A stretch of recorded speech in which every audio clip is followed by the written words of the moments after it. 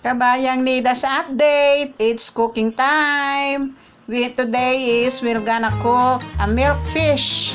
Let's go mga kabayan. If you're new to my channel, I am Kabayang Nida, nagsisikap para hindi maghirap. Let's go! Start na po tayo. And this is all my ingredients: garlic, red onion, ginger, and chili. Siling haba. At ilagay na po natin sa ating kaserola. Put them all together on top. Ang iba po ay sa ibabaw nilalagay. Sa ilalim pala. Ako po sa ibabaw, inarrange ko muna ang bangus sa loob ng aking kaserol para naman sila ay pila-pila, magandang tingnan. Yan, lagay na po natin lahat. At ayos-ayusin natin, pantay-pantay.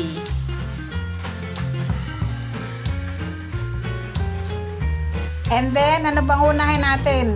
Ito, vinegar. Marami pong vinegar para maasim siya. Para matagal ang buhay, maasim. Yan, lahat na.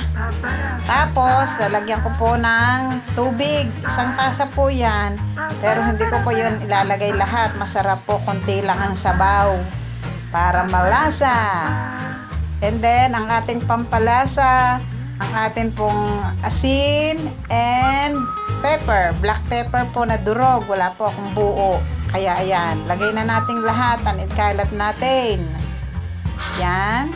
Sa mga old and organic subscriber ko, thank you sa inyong lahat.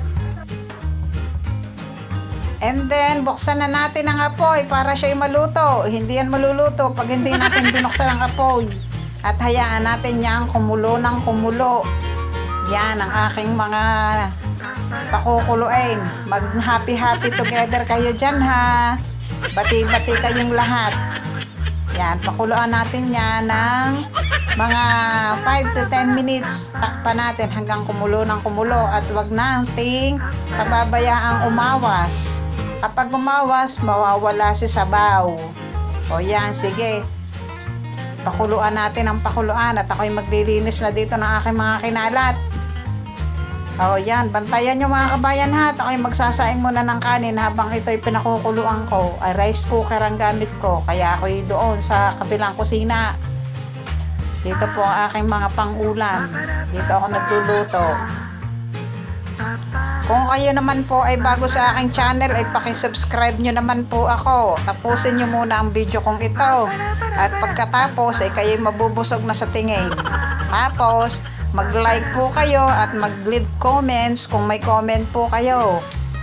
And then share po kung gusto nyong mag-share. Sharing is the best policy. Tama ba yun? And then, tikman ni Kabayang Nida kung may alat ba, kulang sa alat, at dagdagan natin ang asin.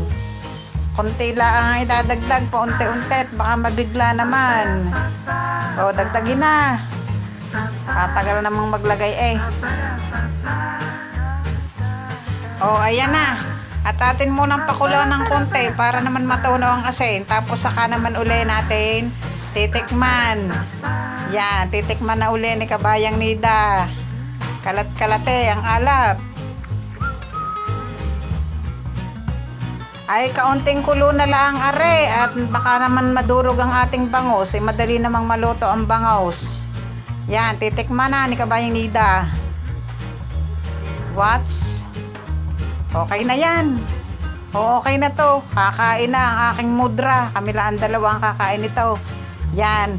Thank you sa inyong pagsama sa aking pagluluto. Ay, tingin na at mabubusog na kayo. Thank you for watching. Subscribe, like, and share.